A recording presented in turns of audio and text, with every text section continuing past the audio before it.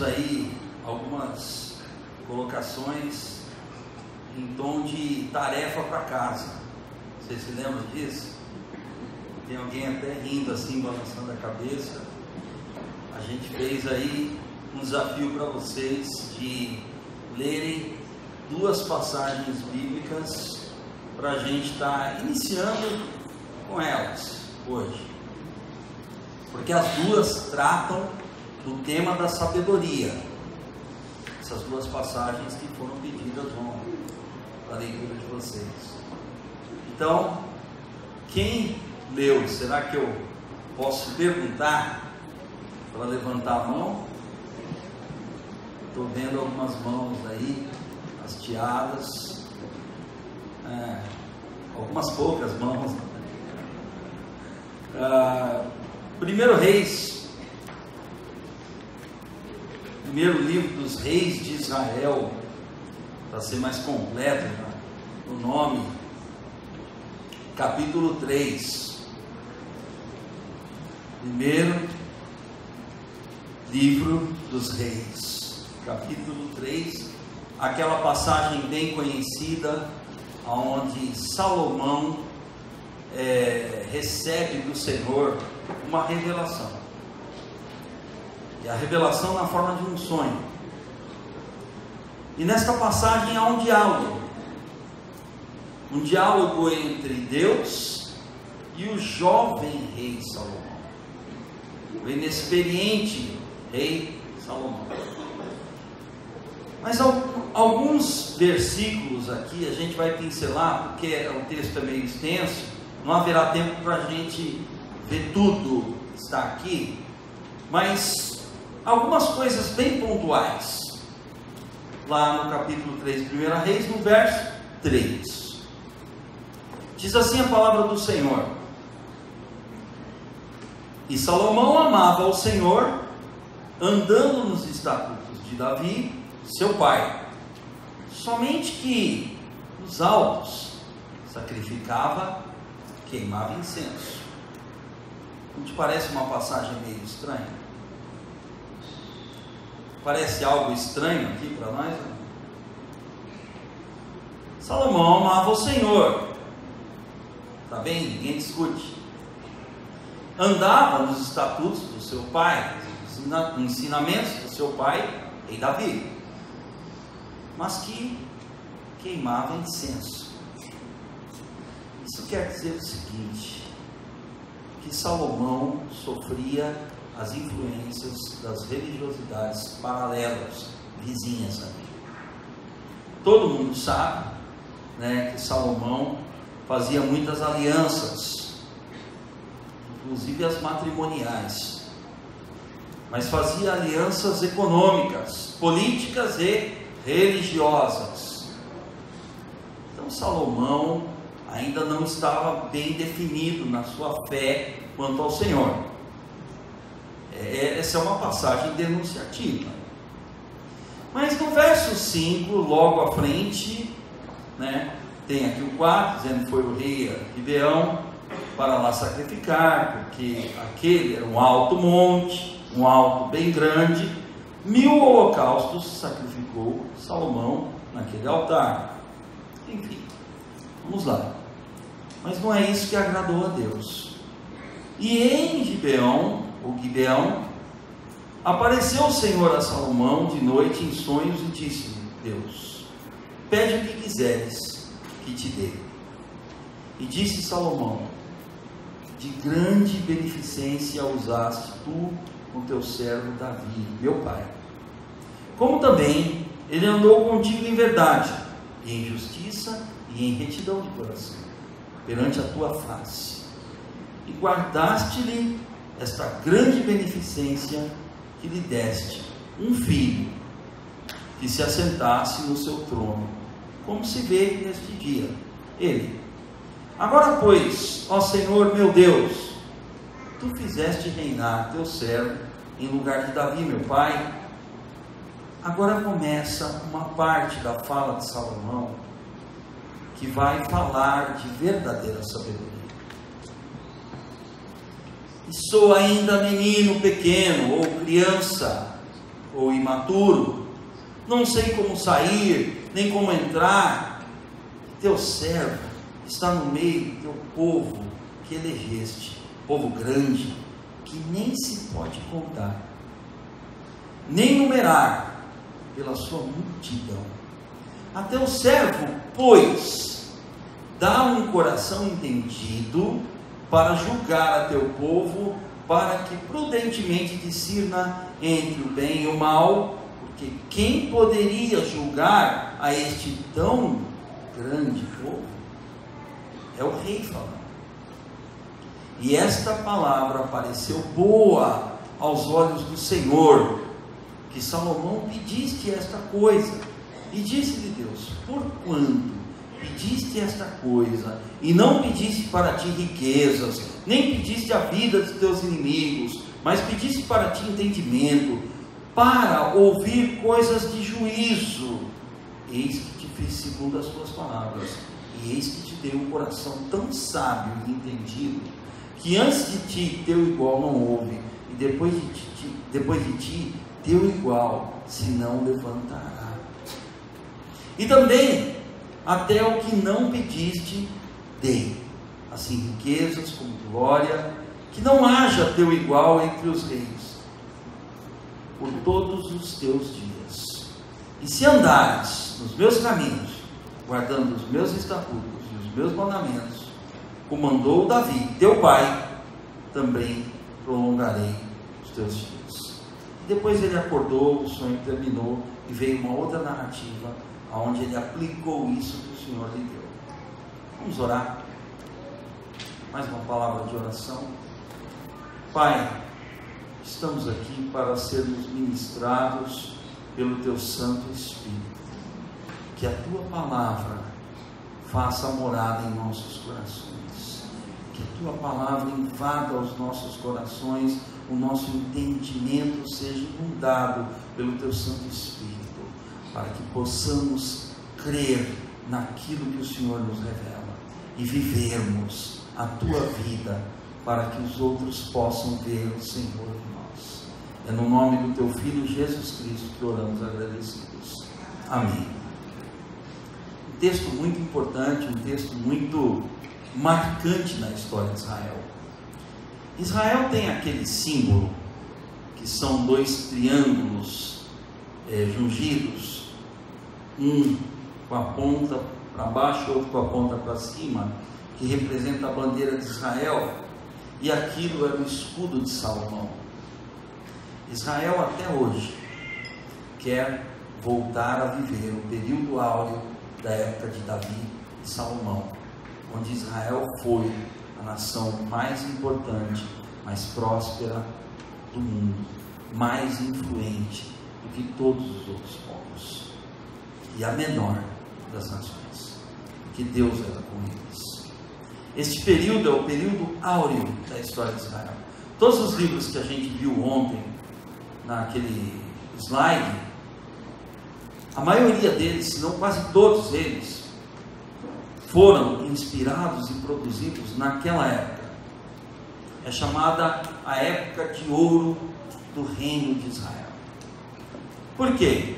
Justamente porque na sucessão entre Davi e Salomão, houve a mão de Deus colocada ali.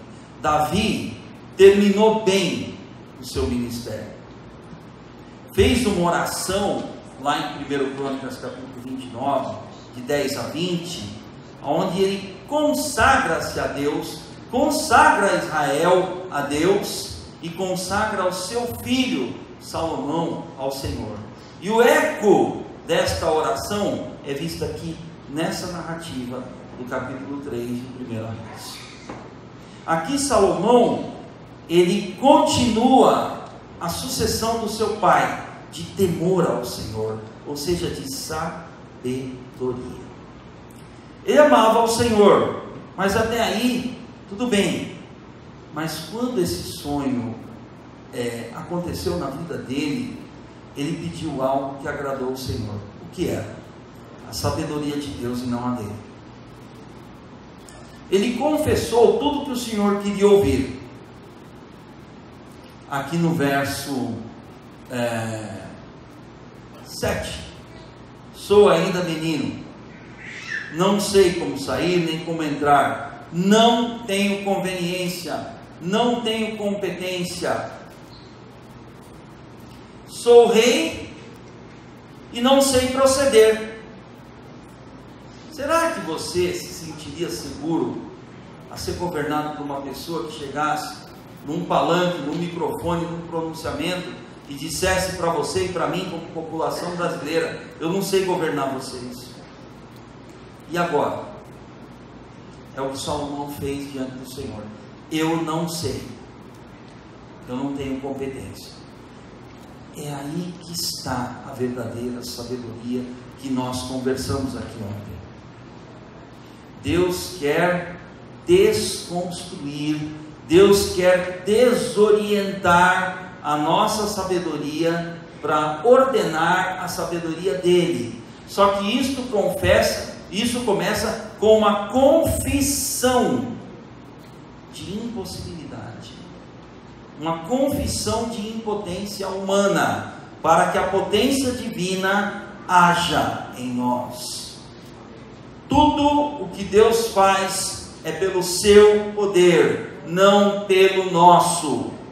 Qualquer coisa feita na vida cristã, na vida espiritual, enquanto povo de Deus, com a nossa potencialidade, somente com o nosso poder, e fazermos as coisas para Deus, e nada, isso e nada é a mesma coisa.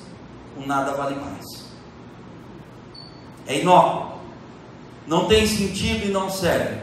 Mas quando a gente confessa, igual a Salomão: eu não sei, eu não posso, e às vezes, Senhor, eu confesso que nem quero, é aí que Deus começa a fazer as coisas, é aí que Deus começa a se revelar.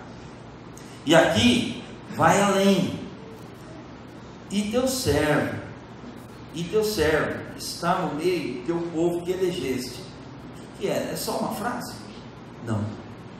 Este povo que elegeste significa o seguinte: conclamar, reconhecer a eleição de Deus para Israel, a eleição para uma missão. Deus escolheu Israel porque sempre quis o mundo. Deus escolhe uma nação porque quer o mundo. Isto é eleição. Eleição de Deus não tem a ver: minha mãe mandou escolher esse povo aqui, mas como eu sou teimoso, eu vou escolher aquele povo ali. Israel não tinha nada para que Deus o elegesse. Tinha alguma coisa? Israel tinha algo para oferecer a Deus, exceto os seus pecados e os seus erros? Israel saiu do meio de uma nação idólatra, de uma família idólatra, chamada família de Abraão, no meio da idolatria. E Deus chamou esse homem, e Deus escolheu esse povo para chegar a todos os outros povos. Então, esta fala de Salomão não é uma simples fala, não é uma simples indagação. Este povo que elegeste, foi o Senhor que nos escolheu, não fomos nós que escolhemos o Senhor. É isso que ele está dizendo aqui. Já é uma fala de sabedoria. Primeiro, eu não posso. Segundo, é o Senhor quem comanda o processo. A terceira coisa, eu não posso contar esse povo. Sabe qual foi o maior pecado de Davi? Alguém pode me dizer qual foi?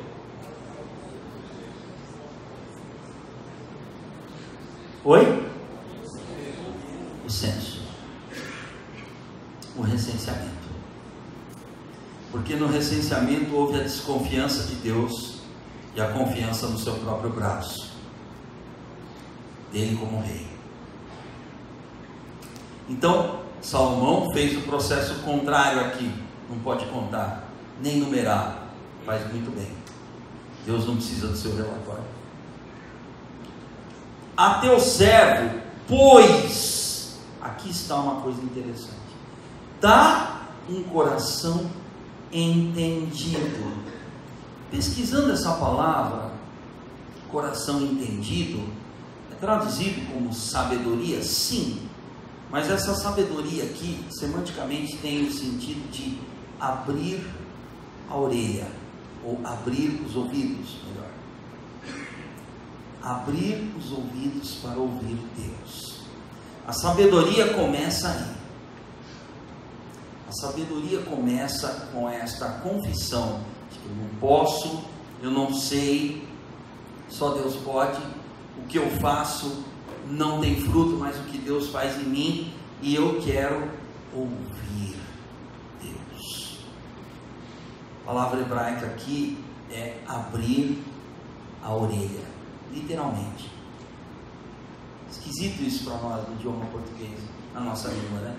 Mas para eles faz todo sentido. Escutar Deus. Senhor, me dá um coração propenso a escutá-lo. Me dá um coração para te ouvir. Geralmente a gente quer falar, mas Salomão pediu a capacidade de ouvinte.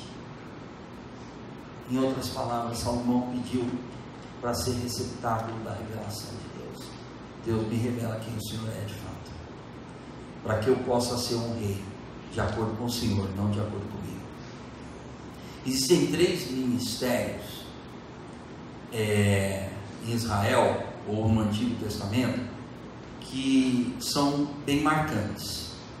E esses 3 ministérios, ou funções ministeriais, são convergidas em Cristo. As 3 funções. Quais são elas? Profeta, sacerdote e rei. Profeta é a boca de Deus.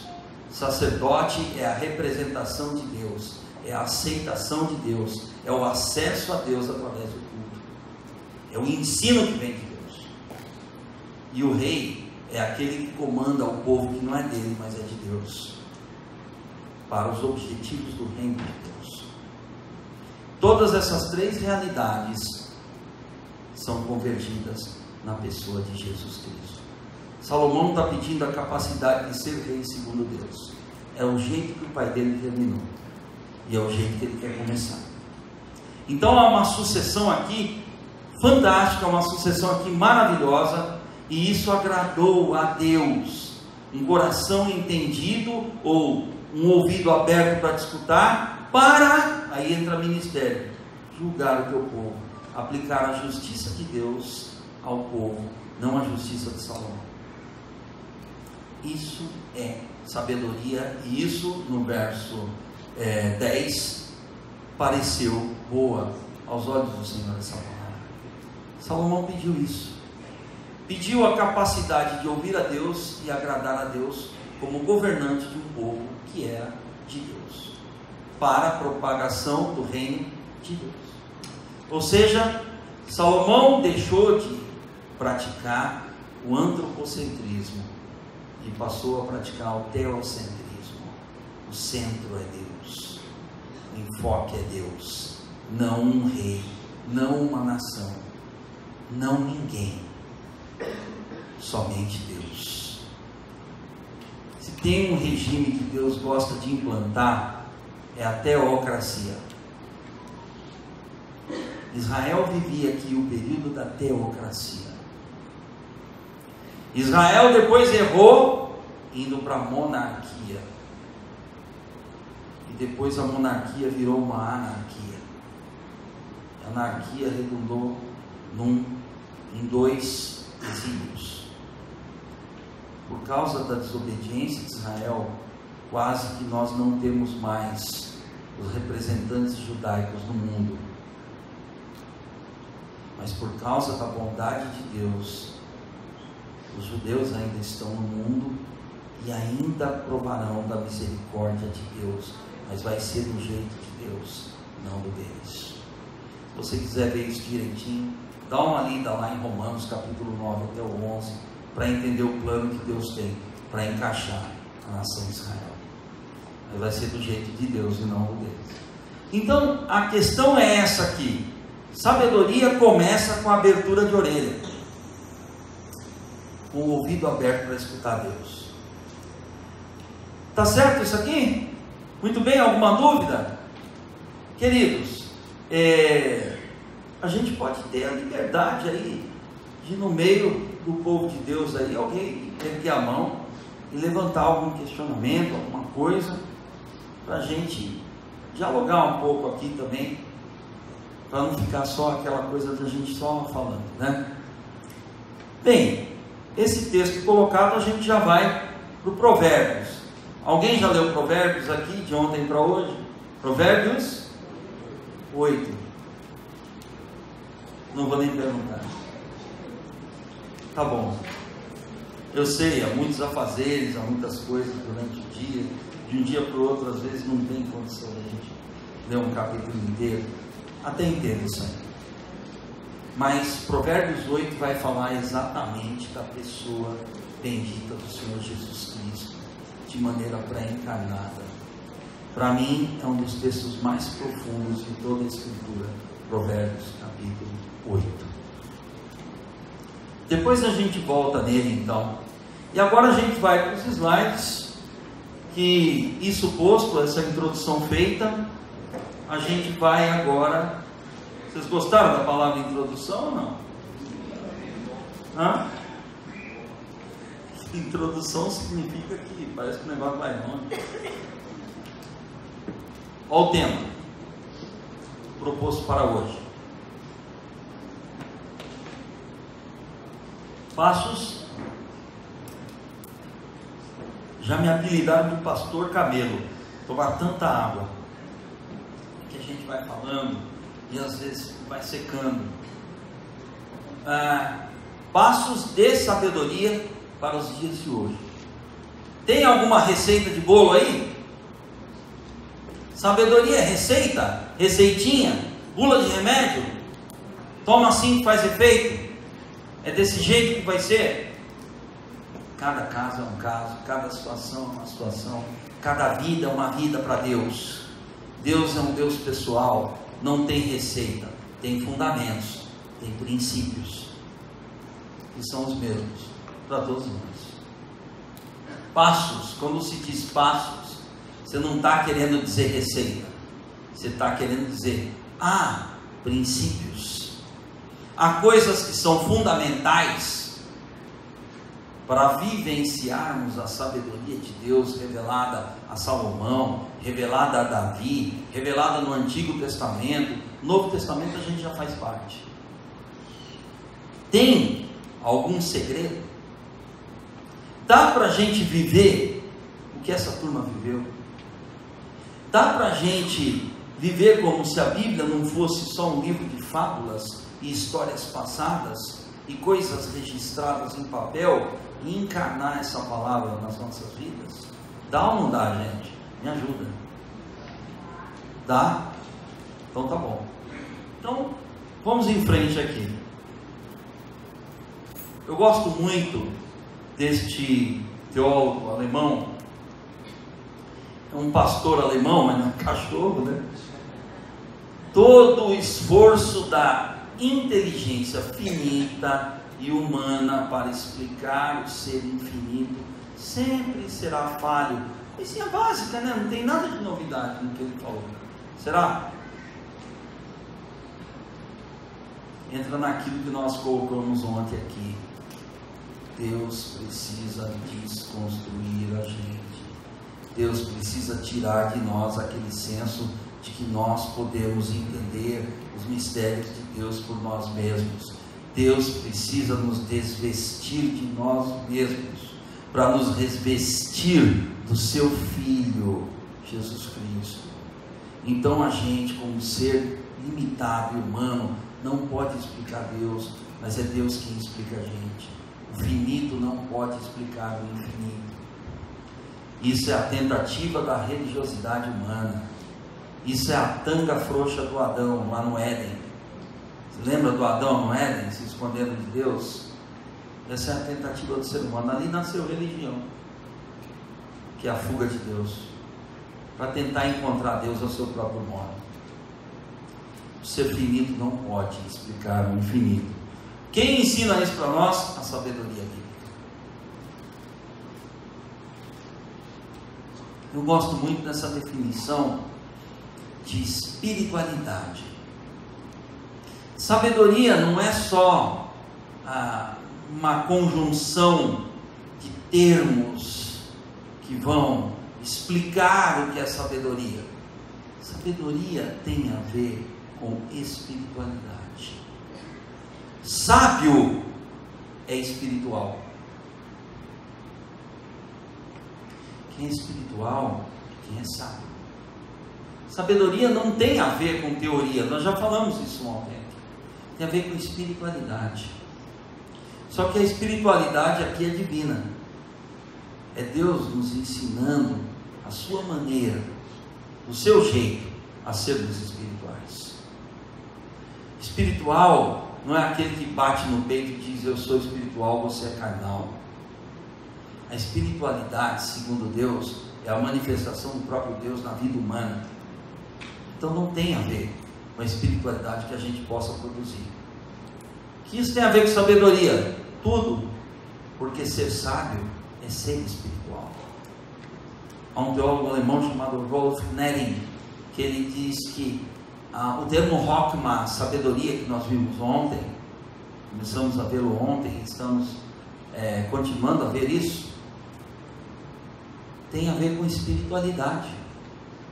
Pode ser traduzida como espiritualidade, jeito certo de viver na ótica divina, a arte de viver bem de acordo com a vontade de Deus. Isso é espiritualidade. Tem gente que acha que espiritualidade é ficar levitando por aí, é ficar fazendo os outros cair. Lá em Londrina tem uns malucos de vez em quando aparecem lá. Estava contando para o meu amigo Beto, pastor aqui, sobre um cara que foi lá e falou que era espiritual, que era demais, que fazia milagre, e que entrou numa reunião a portas fechadas com a Trindade. O Pai, o Filho e o Espírito Santo permitiram que só ele entrasse naquela reunião para revelar coisas, segredos. Quer dizer, já passou Paulo, né? Porque Paulo não foi nem lá, né? Ele subiu ao terceiro céu, mas não teve na reunião da diretoria da Trindade, né? Então o cara foi superior a Paulo, né? Difícil falar alguma coisa para não dar BO para a igreja. Estou quase falando o nome do cara, mas estou numa covardia hoje que só vendo. Se tivesse mais coragem eu falava, mas aí corri o risco, pastor, nunca mais chamar aqui e depois ter que corrigir um negócio. Sabedoria e espiritualidade divina, interpretando a experiência humana, é ver a vida com os olhos de Deus, é tudo que eu olhar, é tudo que eu viver, experienciar, dizer: onde está Deus nisso? Ou onde Deus não está nisso? Espiritualidade é não viver por si mesmo. Espiritualidade é viver uma vida na dependência de Deus em cada aspecto, em cada detalhe. Espiritual não busca mídia. Espiritual não busca sobrepujar ninguém. Espiritual não é acometido de soberba. Espiritual serve da outra face. Espiritual diz assim: tá bom, eu não estou certo, você não está certo, Deus está certo, ou nós dois estamos errados. Espiritualidade é algo concreto. Espiritualidade não é uma fantasia cristã. Sabedoria é a concretude da espiritualidade divina na vida humana, na experiência humana. Isso é sabedoria. Até aqui tudo bem? Oi? Tá bom. A fonte da sabedoria é divina, e o ser humano só tem acesso. Deixa eu fazer a coisinha aqui. O ser humano só tem acesso a ela pelo temor do Senhor. É aqui que eu gostaria de parar nessa noite, parar para pensar com vocês. Nós vamos entrar em 4 aspectos do temor do Senhor, em 4 aspectos da vivência da sabedoria, que não é receita, é simplesmente uma constatação, é simplesmente uma averiguação. Então, se a fonte da sabedoria é o próprio Deus, ela é divina, então a gente só tem acesso à sabedoria pela via divina, pelo caminho divino.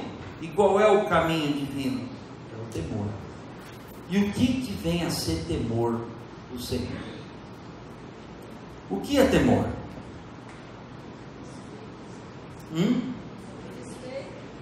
Respeito. Tem a ver. Eu tinha vontade de estar aqui embaixo para olhar mais no olho de vocês, mas aí fica ruim para a transmissão. Eu já entendi essa questão técnica, tá? Então estou me segurando para não pular aqui. Primeiro que se eu pular, o meu joelho direito é meio podre, o menisco dele. Então, nossa, vai ser uma cena linda se eu pular aqui. Mas a minha vontade, meu coração está aqui para ficar perguntando para vocês. O que mais? Temor é submissão, reverência, respeito. Oi? Honra, obediência. Ninguém está errado, está tudo certo. A gente vai juntar tudo num balaio só. Temor, Senhor, não dá uma característica assim, um ar de... Você teme a Deus? Dá a impressão que você está perguntando para a pessoa assim: você tem medo de Deus? Ou de que Deus possa estar vendo as suas atitudes, os seus atos? Mas temor nada tem a ver com isso. Como que eu posso temer um Deus que é amor? Um pai que é amoroso? Como que eu posso temer um filho que é amado? Como que eu posso temer a um espírito que é amável? Que Deus é amor. É um pai que ama, na pessoa de um filho que veio morrer para viver em nós. E somos convencidos desta realidade factual por um espírito que é amável, nos convence, nos constrange. Como é que eu posso ter medo de um Deus assim? Eu não posso. Eu não devo. O Deus do medo é o Deus da culpa, é o Deus da religião. O Deus do medo é um Deus capeta, é um Deus satã. O Deus que nós servimos é um Deus de amor, e o temor é uma relação com Ele, carregada de reverência, como foi muito bem dito aqui por várias vozes, de obediência, de gratidão. Tratar Deus como Deus e não como uma projeção humana de Deus. Deus não é alguém que está lá longe, é alguém que está aqui, está perto também. Deus está acima de todas as coisas, sim, mas Ele está perto de mim e de você, para escutar a gente, para que a gente aprenda a escutá-lo. Temor é uma relação. Temor não é medo. E por isso que eu quero tratar de algumas coisas com vocês. Quais seriam os passos? Ou, contando aqui, caminhos. Não está indo. Está ali, está fraquinho, está ali. Acho que talvez a tela, né? Passos, caminhos ou veredas para a sabedoria divina hoje. Como eu posso viver isso?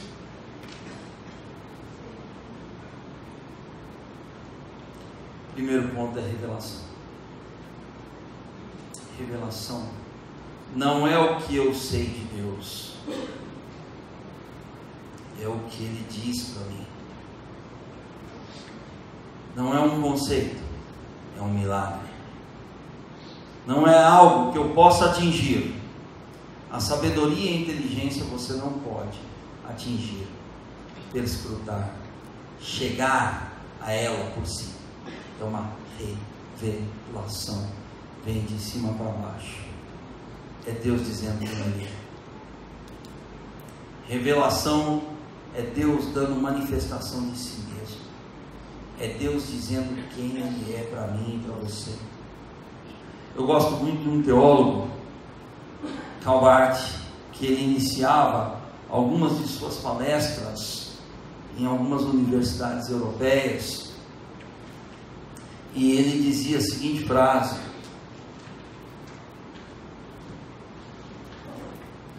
caros estudantes, a resposta é Jesus. Qual é a pergunta de vocês? Maluco, né? Maluco pelo Evangelho. Karl Barth foi um cara que revolucionou a igreja mundial.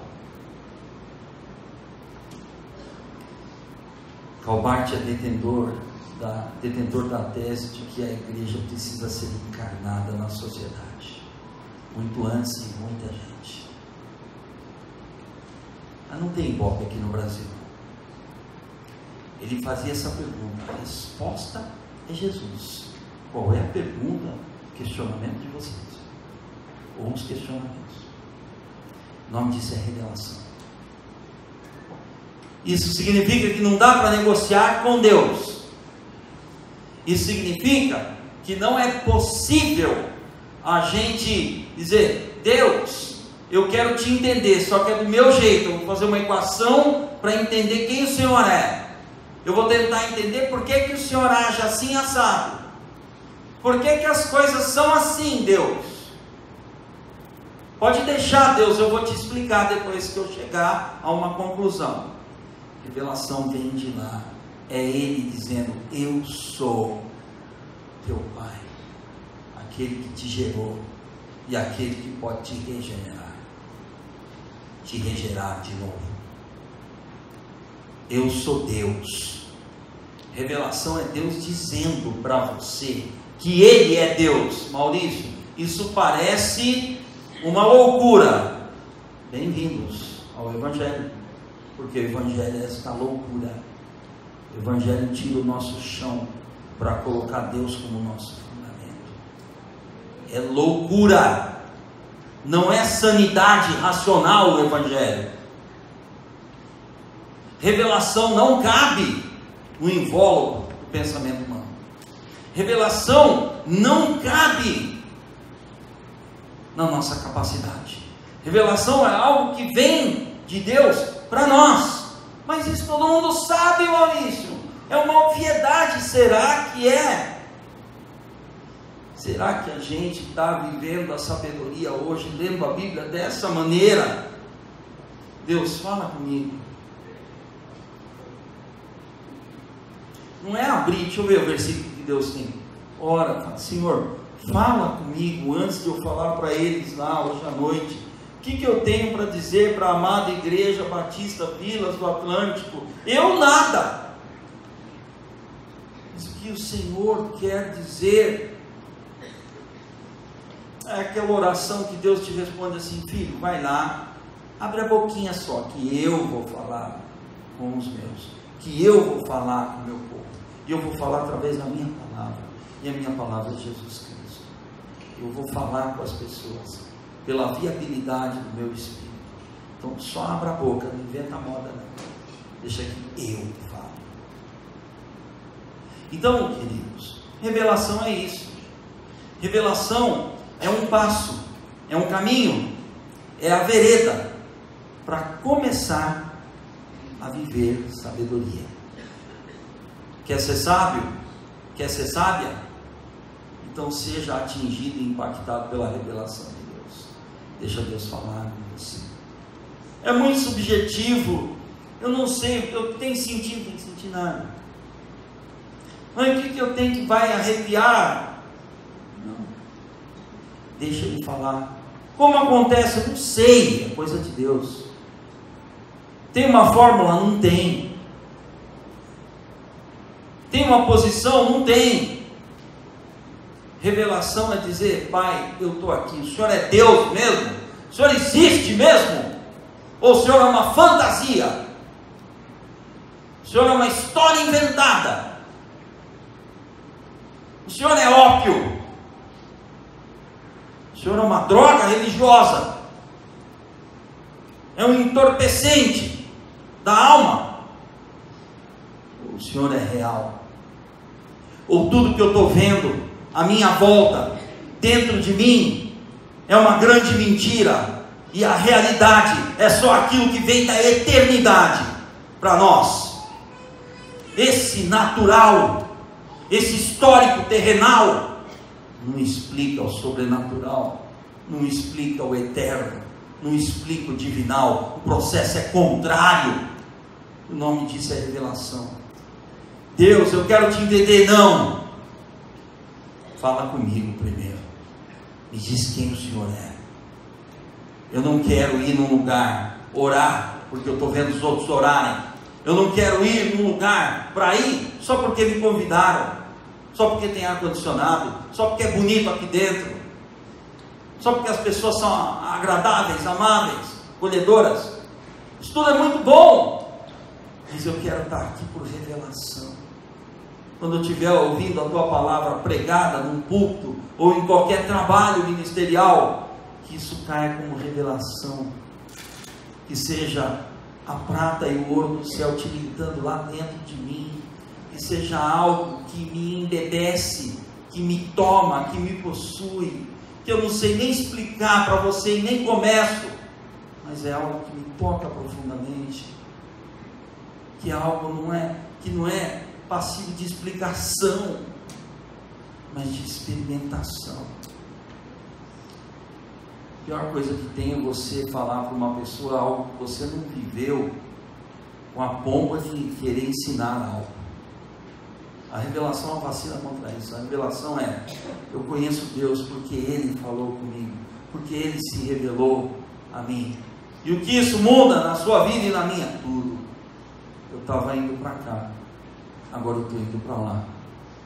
É uma palavra muito interessante que existe no Antigo Testamento hebraico, chamada shuv, quer dizer conversão. A representação dessa palavra, eu vou tentar aqui fazer uma representação. Eu não sou muito bom cenicamente, mas aqui o ser humano foi criado por Deus. Ali kids, aqui é Deus, esse é Adão e Eva. O ser humano criado por Deus para olhar para Deus como superior, mas como dependente dele. Então, mas olhar para Deus, ver, vislumbrar, viver de Deus, porque eu fui criado por Deus para viver uma vida que Deus infundiu em mim. Eu sou produto da criação de Deus. Eu não crio Deus, Ele me criou. Mas com o pecado, eu virei os olhos para cá, meu semblante descaiu, eu quis fugir de Deus. E aí no capítulo 3 de Gênesis, está a narrativa que você conhece muito bem. Eu quis vestir folhas de figueira, aventais, para me esconder de Deus. E quando Deus veio falar comigo, eu me escondi. Cadê você, Adão e Eva? Eu tenho medo do Senhor. Eu nem olho para Deus, eu tenho medo de Deus. A partir desse momento houve a queda, e Deus opera a redenção em Adão e Eva, fazendo olhar de novo para Ele. Então eles estavam indo para cá. Conversão é levantar a cabeça e voltar para lá. Viver uma vida agora, olhando para Deus. E essa caminhada só vai acabar na glória, quando você estiver ali, na Nova Jerusalém. Quando você estiver no lugar da festa, que Deus vai te dar a roupa para comparecer. Porque a roupa é a roupa do Cordeiro, é a veste do Cordeiro. Isso é conversão. Isso só vem por revelação. Mas é só um processo mental? Não. Envolve a mente? É lógico que envolve. Envolve emoção? É lógico que envolve. Envolve vontade? Principalmente. Mas é algo que vem de Deus. É Deus dizendo quem Ele é para você. Milagre. Eu sempre falo lá no seminário, queridos, não comece a interpretar a Bíblia com metodologia hermenêutica, não. Começa primeiro pelo milagre. E a maioria dos livros não preconiza isso. começar pelo milagre da revelação. A maioria dos estudantes de teologia quer pegar, quer entender o texto. Vai, legal. Tem a formulazinha básica, muda o texto e mensagem. Beleza, é o tripé hermenêutico. Vai lá, tudo isso à luz de Cristo, com o olhar cristocêntrico, ok. Mas sem o milagre da revelação, não passa de uma tarefa teológica, de uma atividade teológica inócua, não producente, não gera vida, porque não provém da vida. A gente precisa começar pela revelação. Deus me diz quem eu não sou, para dizer quem Ele é. Isso é revelação. Isso é um passo da vivência, da sabedoria nos dias de hoje. Mas termina por aí? Não, porque a revelação vai suscitar uma relação. E aqui a coisa pega para o resto das nossas vidas. Se relacionar com Deus, às vezes dói. Às vezes é perigoso para a nossa autossegurança. Porque se relacionar com Deus significa se perder em Deus. Deitar no divã dele e dizer: faz o que o Senhor quiser. Mostra quem o Senhor é para mim nesta caminhada. É já ter perdido o medo de Deus. Isso é relação. Isso é temor. Temor de Deus é o princípio da sabedoria. Por que a palavra diz assim? Porque a base é o fundamento da sabedoria, da vida sábia, da vida vivida diuturnamente na presença do Senhor. É Deus mostrando que me ama e o quanto me quer para si. Você se lembra de um exercício, mais um exercício, que eu não sei se a gente fez, né? Se todo mundo fez, mas que eu pedi para vocês ontem, ao lerem os textos que a gente está suscitando aqui, recomendando, e pedir a Deus que mostre para a gente quanto Ele é um Pai amoroso, quanto Ele é um Deus que quer mostrar que nos ama, o quanto o amor é muito mais que sentimento. O amor é uma pessoa e uma obra vindo na minha direção. Isso é relacionamento com Deus. Cristianismo, vida cristã é vida relacional.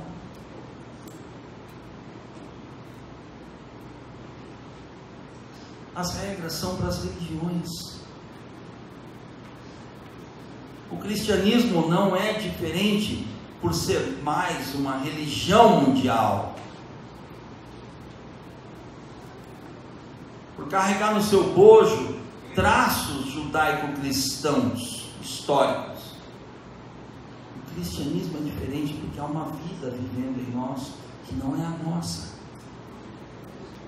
E a gente percebe isso a cada dia e vai percebendo cada vez mais na relação com Ele.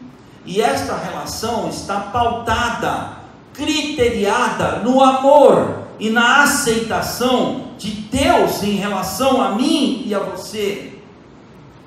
O Deus que me aceita, não me alisa, não passa a mão nos meus errinhos, mas me aceita por quem Ele é, não é por quem eu sou. Porque eu amo a Deus com o amor que vem dele, não com o meu. Porque o amor humano se relaciona assim, na base de uma troca, de um complemento. Existem 4 amores neste universo: amor homem e mulher, natural; amor de amizade, filéu; amor de família, de laços consanguíneos, storge. E o amor agape, que é o amor vindo somente da fonte divina, que me faz ver que eu sou filho dele, que eu sou amado por ele, que eu sou benquisto por ele, porque ele só sabe amar. Você já pediu para Deus a revelação de um Deus que só sabe amar? Mas ele é tudo isso, mas ele é poder, e existe poder maior do que o poder do amor. Há mais poder despendido na salvação de uma vida, na revelação de Cristo a uma vida, do que na criação de todo o universo. Porque o amor despendido como força de salvação é um amor que foi para a cruz e morreu, mas nem a morte pôde parar esse amor. Há uma palavra que também está no hebraico, hesed, que quer dizer amor que não pode ser vencido, que é o amor de Deus. Você pode recusá-lo, não deve, mas pode, infelizmente. Mas quando ele te impacta, quando você é vencido pelo hesed divino, você vai a nocaute e você se relaciona com ele como um filho, como uma filha aceita por ele, por causa desse jeito dele ser. Um Deus que é amante da humanidade, que revela um filho que contém todo o seu amor, que é amado e que convence a mim e a você, a nós todos, porque tem um Espírito que é amável, que não vai aviltar o seu coração e que vai bater a porta do seu coração e dizer: essa é a única solução para a sua vida, sou eu, que sou Deus. Isso é relação com Deus, e isso é para sempre. A revelação vai suscitar uma relação, um relacional com Deus, em que a gente sempre vai estar aprendendo, dia a dia. Almoçando com o meu irmão Beto aqui, almoçando não, tomando sorvete depois, né, Beto? Espetacular aquele sorvete ali não, aqui do lado, né? Meu Deus, essas coisas me desconcentram, sabia, gente? Sabe o que é isso? Papo de gordinho. Desconcentra, gente. Dá uma pegada de repente, ai meu pai. Mas isso eu faço aqui, brincando com vocês pela descontração, por este espírito de liberdade que há no Senhor. Não de libertinagem, mas de liberdade, para sermos quem somos, né? E eu falando assim, sobre essa questão de que a cruz, ela é definitiva enquanto obra de salvação pontual, enquanto posição em Deus. Colossenses 3:3 diz que a nossa vida está escondida com Cristo em Deus. Ninguém te tira de lá, meu irmão. Mas a nossa cruz é diária também, porque é uma obra para Deus realizar em nós, que é a sua santificação. E essa santificação é uma relação com Deus.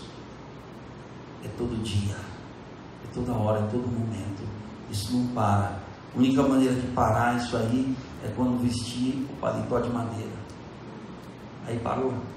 Mas aí entra em processo uma outra relação, chamada glorificação, onde não tem choro, nem vela, nem doença, nem choromela, não tem dor, não tem sofrimento. É entrar na dimensão para a qual nós fomos criados para vivermos. Essa é a relação com Deus. Mas essa relação com Deus, eu estou falando da vivência diária da sabedoria. Vai mandar a gente para a enfermaria divina. Às vezes é uma UTI.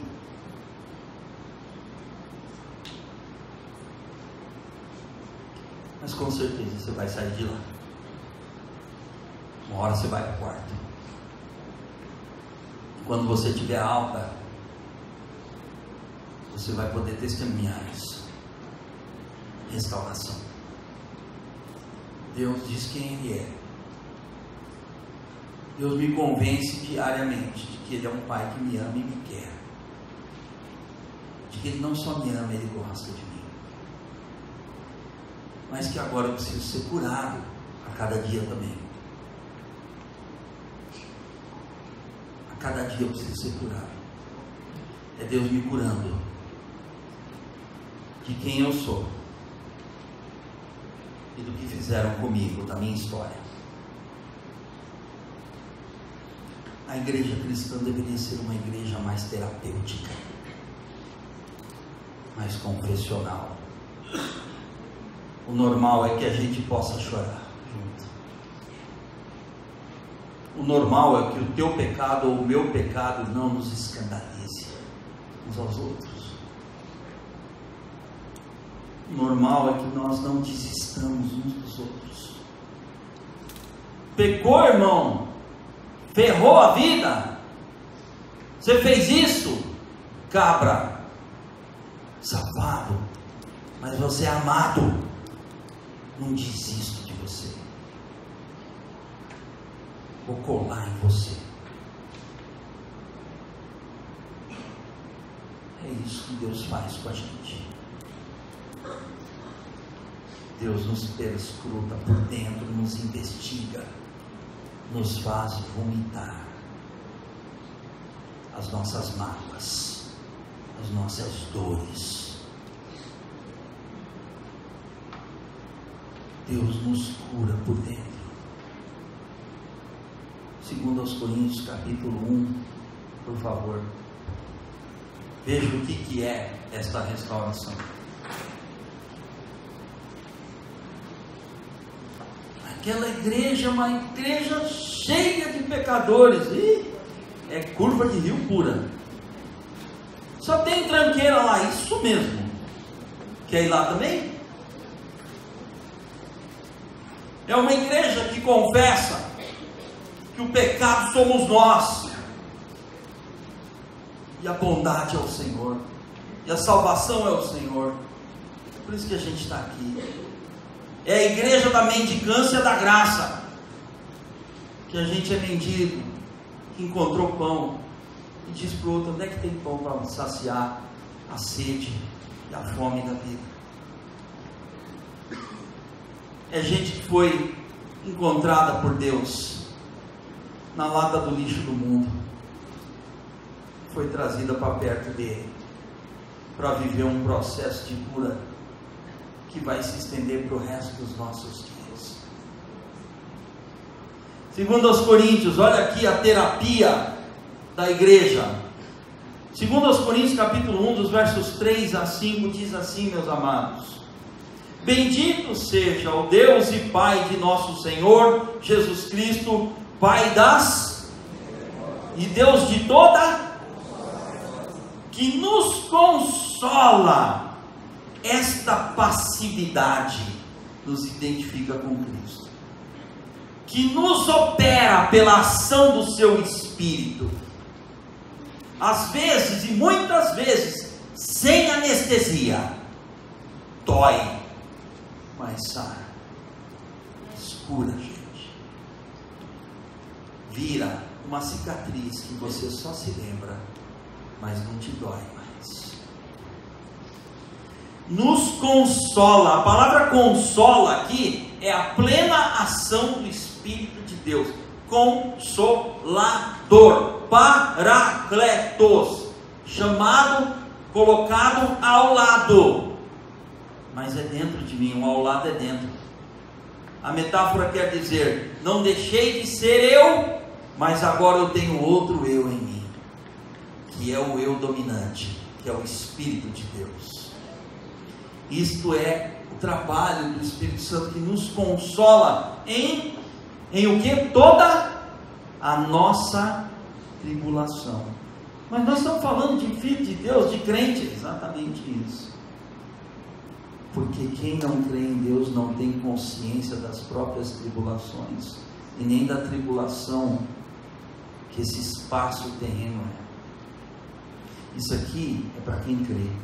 Nos consola em toda a nossa tribulação, porque crente enfrenta a tribulação, porque o pau vai torar nas costas, para que também possamos consolar os que estiverem em alguma tribulação com os nossos próprios conselhos? Não, com a consolação com que nós mesmos somos consolados de Deus.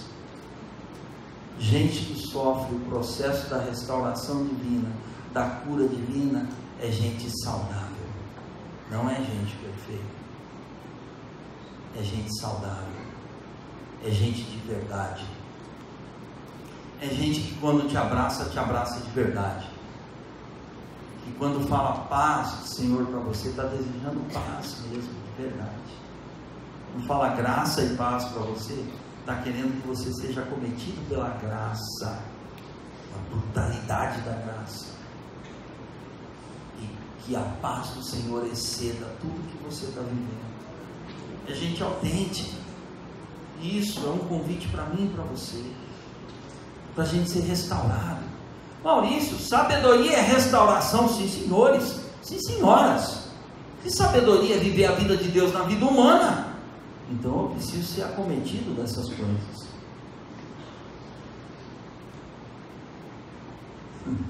Deus é o Deus da consolação, que te consola para você consolar os outros. Pastor, não tem um ministério na igreja? Tem sim, pelo menos 2. E o Paulo fala, na mesma epístola, segundo os Coríntios: ah, mas eu sei lá, eu sou um crente de banco. Não existe crente de banco. O banco é para o crente sentar só. A função do banco é ser banco. Não serve para nada além de banco. É banco, ó, tá aí. A gente apagou a luz, foi embora daqui a pouco, quer dizer, daqui uma hora, não sei. Menos, né? Mas ser banco, vai continuar aí. Mas a igreja saiu. A igreja foi dar um rolê, foi embora para casa, visitar alguém, tomar um lanchinho, conversar com alguém, ter comunhão. A igreja continua. Como é que é o nome da companhia de energia aqui da Bahia? Oi? Coel? Coelba? Tchau, Coelba, estou apagando a luz. Não, a igreja não é o lugar e a geografia. A igreja é quem está dentro. Somos nós. E gente consolada assim, consola os outros onde estiver, em qualquer situação. Alguém já disse que a ética cristã é estar diante dele, qualquer situação, qualquer lugar. Qualquer lugar é lugar para ser igreja, começando em casa. Aliás, a casa da gente é o campo missionário pior que existe.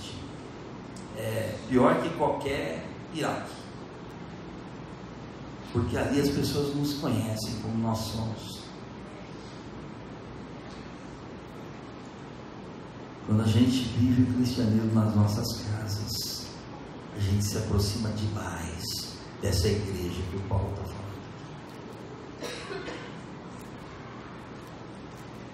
Não é gente que não briga, não é gente que não tem perrengue, não é gente que não tem defeito, não é gente que não tem pecados, é gente que sabe para onde correr, é gente que sabe o divã que pode deitar, é gente que sabe onde é que tem cura, onde é que tem consolação. Pai das misericórdias, elas acabam algum dia? Tem alguma possibilidade de Deus não aceitar mais você? Tem alguma possibilidade de Deus deixar de ser Deus, Pai das misericórdias, e Deus de toda consolação? Significa todo tipo de consolação, todo tipo de amparo, todo tipo da terapia do Espírito Santo de Deus em me curar. Deus não economiza o seu poder de cura. É a gente que às vezes não crê nisso, não descansa nisso. Tem traumas, coisas que a gente carrega porque a gente quer. Sabe por quê? Não é porque a gente quer ser ruim, é porque a gente acha que pode lidar com eles, e a gente não pode. Tem uma música antiga, que cantava um cântico, né? Que diz assim, não vou me atrever a cantar, né? Lógico. Não tenha sobre ti, isso, nenhum cuidado, qualquer que seja, pois somente um, é muito. A gente não pode com a gente. Por isso a consolação do Espírito é a única possibilidade da gente ser restaurado. Quantas vezes eu sentei para chorar com a minha esposa? Quantas vezes eu fui impelido pelo Espírito de Deus a pedir perdão? Quantas vezes eu recebi a frase me perdoa? Quantas vezes eu deixei de sentar com o meu irmão que está sofrendo uma situação e dizer para ele assim, quero chorar com você, quero viver Cristo aqui do seu lado, junto com você. Isso não é mero emocionalismo, isso é a motivação do amor de Deus, que faz com que a consolação, com que você é consolado, queira atingir outra pessoa que está do teu lado, que está passando uma situação.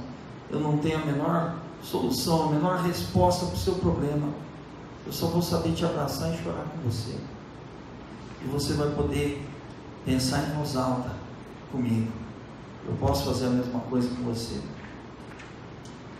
Se nós não confessarmos uns aos outros, a gente não é igreja, a gente vive templo cheio de gente vazia. Consolação é essa restauração que vem de Deus, é quando Deus fala para você, deita filha, deita filho, abre aí, abre a tua alma, chora, esbraveja, pode até contender comigo, não vai adiantar nada. Pai das misericórdias, Deus de toda a consolação, falecido Billy Graham, na década de 60, um livro chamado O Segredo da Felicidade, onde ele analisa o Sermão do Monte, analisa as bem-aventuranças, para ser mais preciso. Ele tem uma frase que diz assim: quer saber o quanto a tua igreja é espiritual? Pergunte à sua igreja o quanto ela ama. Pergunte à sua igreja o quanto as pessoas são amadas ali. O quanto as pessoas que vêm assistir o seu culto percebem essa atmosfera de amor entre as pessoas. Amor não é a utopia do cristianismo. Amor é a identidade do cristão, porque Deus é amor. A gente só é nascido de novo, nascido de Deus, porque a gente ama, porque a gente foi amado, porque a gente foi aceito, porque a gente é restaurado dia a dia. Eu não sou perfeito, não sou mesmo. Perfeito é o que está em nós, que nos está tornando mais parecido com o seu Filho, que está restaurando a gente. Igreja deveria ser um manto de misericórdia, de paz que excede entendimento, paz que vem de Deus. Paz que vem de Deus não é que você não vai passar pela situação, é que você vai ter paz apesar da situação. Isso aí não é coisa da gente. Igreja é a igreja sob a cruz, é a igreja que vive a realidade da cruz. Por isso ela é restaurada. Misericórdia e consolação de Deus. Olha aqui, porque como as aflições de Cristo são abundantes, Jesus Cristo, o servo sofredor de Deus, em nós, assim também a nossa consolação sobeja por meio de Cristo. Essa é a nossa identificação com Cristo.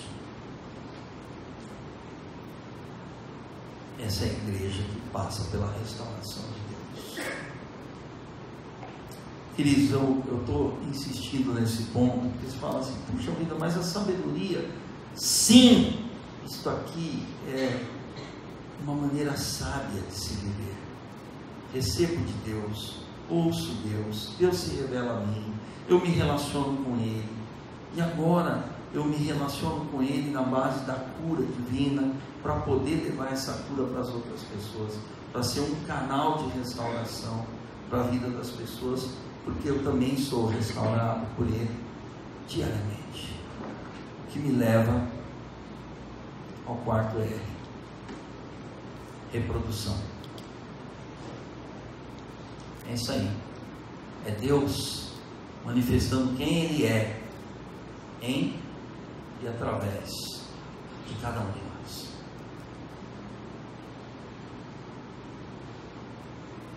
Será que a gente é capaz de chegar para as pessoas e dizer: olha para mim para ver Jesus?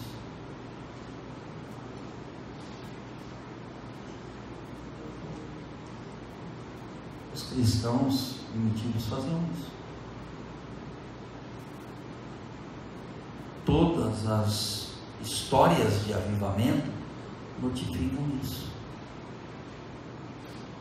Reproduzem o caráter de Deus na vida das pessoas. O cristianismo também é vida reproduzida, a vida de Deus reproduzida em nós.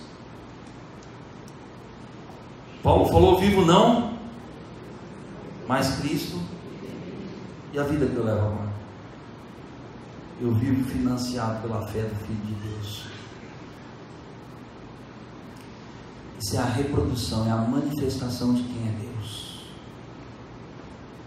Não tem a ver com a gente, tem a ver com Deus e o seu amor derramado no coração de cada um de nós. Sabedoria é isso, queridos. Sabedoria, no fundo é isso aí. Viver esses passos no dia de hoje não é uma conquista humana, é uma ação divina. O cristianismo não tem a ver com a gente. Já dizia Paul Washer, tem a ver com Deus e a sua glória.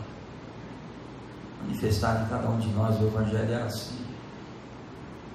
Recebo a revelação, sou notificado numa relação com Deus, sou restaurado todo dia para reproduzir uma vida que não é minha, que é a vida de Cristo em cada um de nós.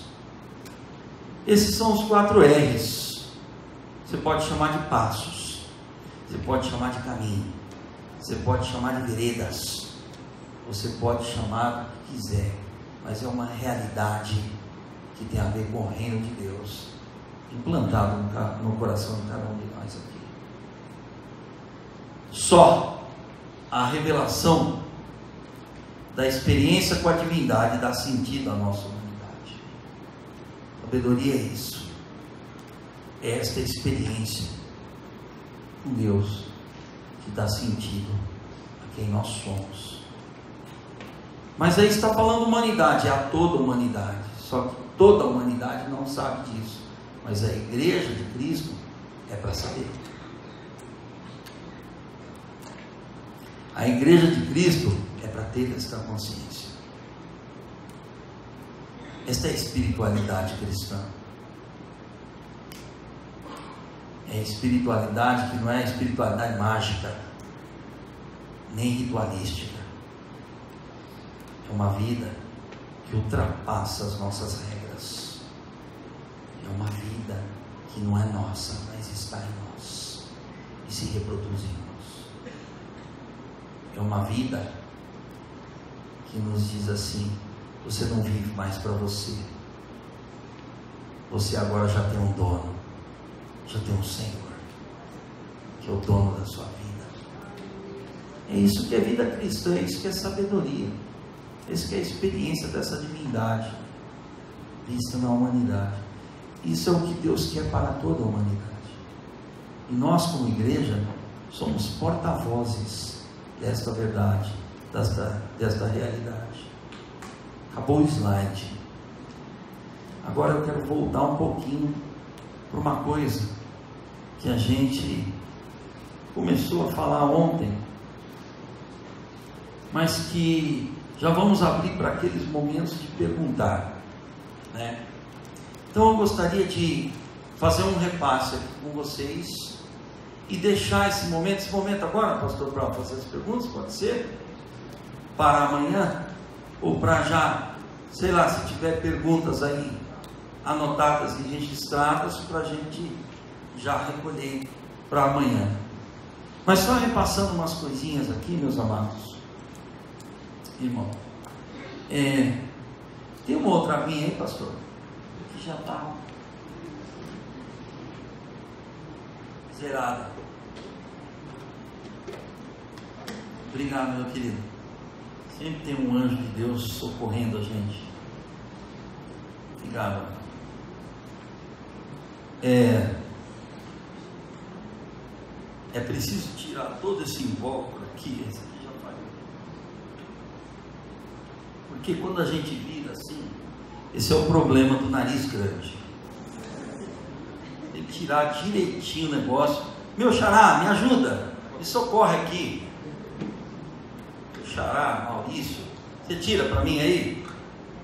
Tira tudo, porque senão o negocinho fica batendo aqui. Os meus apelidos na escola era ladrão de oxigênio. Não tenho culpa da minha ascendência italiana.